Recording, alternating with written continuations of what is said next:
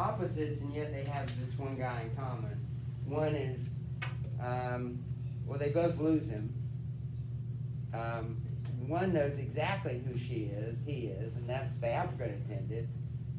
But one doesn't know who he is because she was lied to, and so she doesn't know who that was. So we've answered.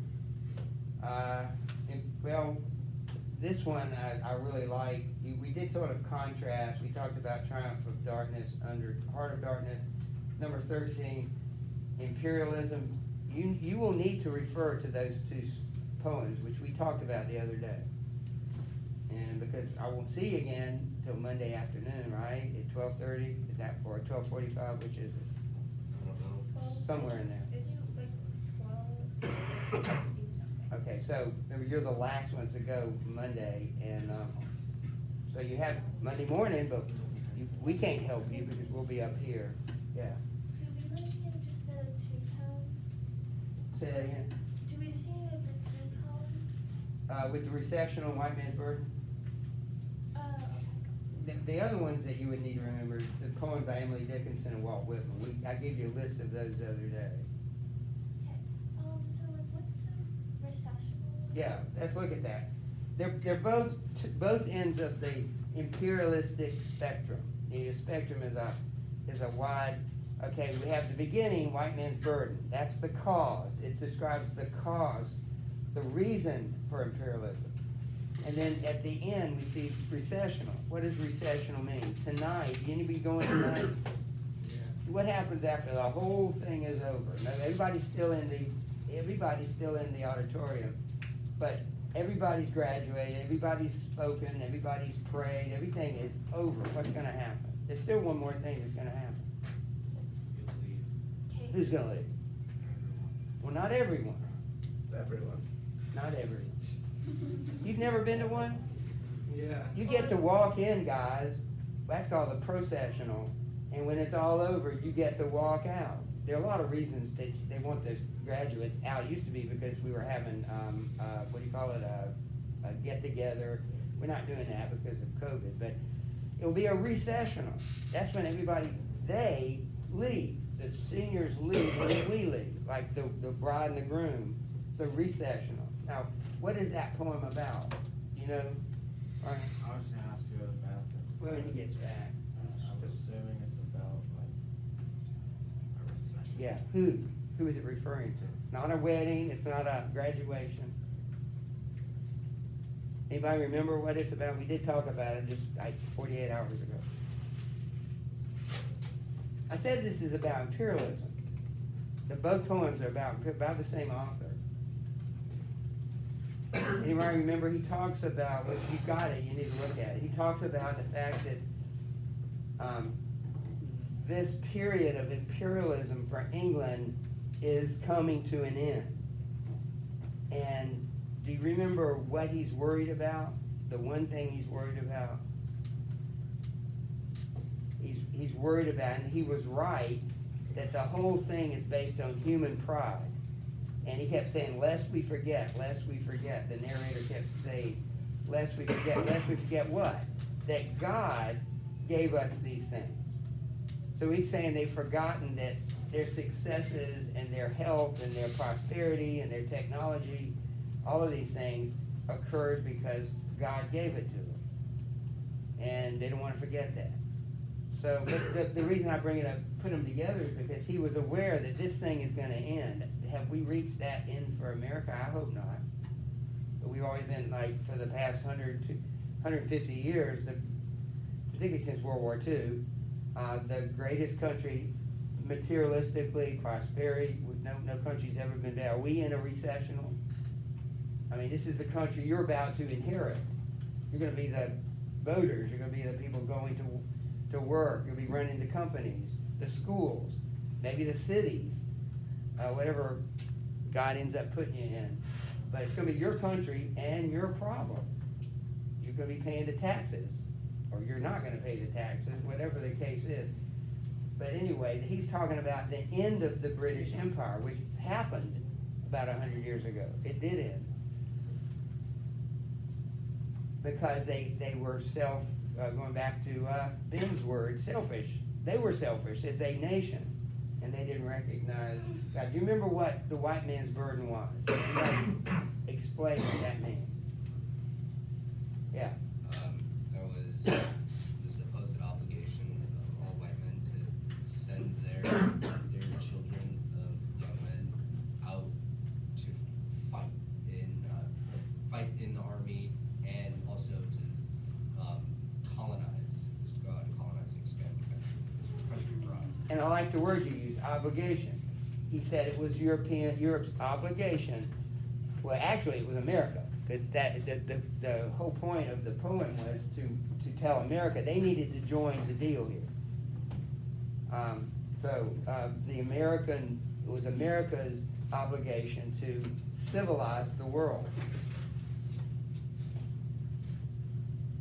And so those two are part of that discussion. If I ask you about imperialism, which I can't believe I wouldn't, I haven't looked at it in the last 10 minutes. I'm pretty sure it's on there. At least it's on an oral question. I'm pretty sure I'm probably going to include it on the written. All right, we have 10 minutes. That's the last 10 minutes we'll have to prepare you for this. I always look at things, let me just keep working hard. It's just going to be over. It's been a hard week for us. I wasn't here the whole time last night. I had to leave because I was sick, but I did come. But everybody else was here for 2 hours, and we're gonna be over there for 2 hours. We sat in awards for 2 hours.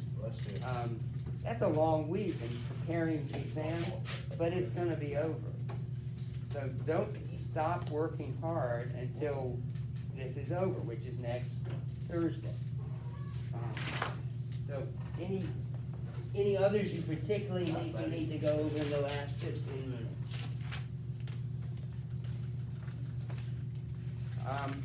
Look at number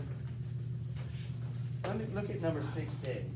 Let me give you the, yeah. Do you think we could talk about realism and satire and Huck Finn? Yeah, I'll do that in 16, right, the last 10 minutes. Realism. Remember, what are the 3 or 4 characteristics of realism? Nature. Not realism. Most realists would see themselves as pragmatic or practical. What are some other characteristics of it? You said it earlier. That, like in Red Badge of Courage, it's about common people. It's about democracy. It's about the present, not the past. They're the boring people. Well, I actually don't like realistic writing as much as romantic writing because of that. I don't think it's as exciting.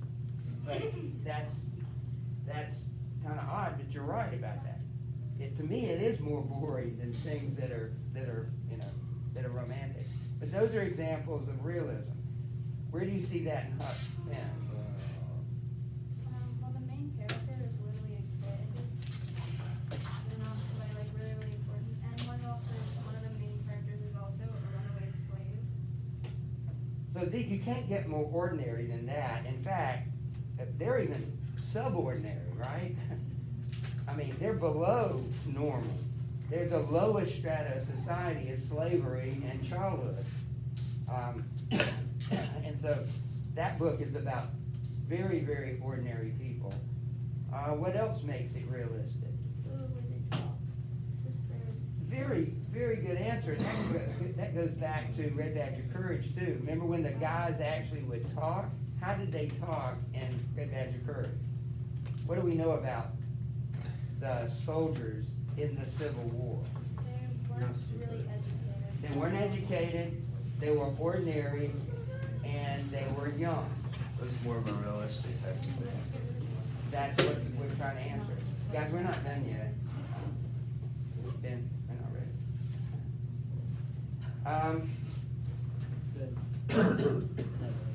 Anything else about it? The way they speak, the people that it's about. Those are examples. Let's go to satire. The word satire means to criticize by making fun of, but in order to change. So Huck Finn is a book about certain institutions in society that Mark Twain was wanting to change. One was slavery. Now, the book was written after slavery had been over for 20 years. Almost literally for 20 years, slavery had ended. So what do you think he wants to end? Just because slavery ended, what had not ended? The oppression, What? the oppression. Yeah, slavery, Jim Crow, I don't know if Jim Crow had started yet, but, those are some of the things that began to be, so he was making fun of that. What else did he make fun of? Oh, Yeah. Well, we made a lot of fun of romantics, especially with, the Shepherdsons? Yeah, The, it's Grangerford. Yeah. Grangerfords, yeah, the one where he was reading the poems written by, I guess, one of their girls. Emmeline Grangerford, thank you. You're welcome. And it was just really bad, set making really bad fun of like, romantics and really overly dramatic. Now, you're the only person that's mentioned that. I feel like most of you haven't reviewed that, because that's really important. He was making fun of romantics, because it was so bad. It was such bad poetry and such bad artwork. He was making fun of it. The whole family is a way of parody of romanticism. You know, you're the enemy. I'm gonna kill you. Even though you're 14 years old, I'm gonna shoot you in the back. That's ridiculous. Civilized people don't do that, and yet that's what the romantic glory, it goes back to glory again. They would be willing to kill a Shepherdson and shoot him in the back, even if he was 14 years old, which they basically, the Shepherdson, that was Buck was 14 years old, and he got shot unarmed in the water. At the creek. Because he was, Granger happened to be the wrong family. It makes no sense, so, he made fun of mobs, he made fun of romanticism, he made fun of slavery, he made fun of royalty, because the king and the duke, they weren't real royalty, that's why he was making fun of royalty. They acted like it, and he was making fun of it. James. Oh, I was gonna add to the Jefferson Grangerford. Didn't they like not know what they were fighting about? That's right. So going, they don't know why they're killing That's each right. other. Yeah, they don't even know why they're fighting. What is sentimentalism? Being overly dramatic about something. All right, it's excessive emotions about something. It can be sadness or it can be anger. Think about the people in the book. What's the problem with sentimentalism? Because you're always being overly, Well, what's wrong with being overly emotional? So that's your thing. That's who you are. It can make No. you come across. Well, it can, but how can it hurt you and other people? It can lead to like people think you're bad annoying. actions, like when the sheriff killed the other person. Like, because he like was sentimental and like he was like really angry at the guy. When what was his name again? Sherburne. Yeah, Sherburne killed Boggs because you don't talk to me that way. I'm too important for that. He was like, you're an unarmed drunk man. I'm gonna shoot you down in the middle of the street. That's the result of mobs, or the result of sentimentalism. So mobs, people can be taken advantage of. What did the last thing, what did the king and the duke, why were they able to con people? In fact, why do con people, how can they be successful? They scam people. And why are they able to scam people? They do, but like appealing to them emotionally. Exactly. There was the whole thing where they were like, oh, we're pirates, but we're reformed now. Right, so they appeal to the emotions, they appeal to sentimentality.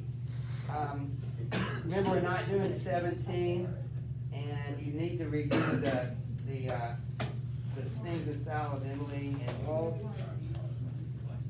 I think we touched on all of them. I hope you studied. We will see at about 12:30 Monday afternoon. I hope you're ready.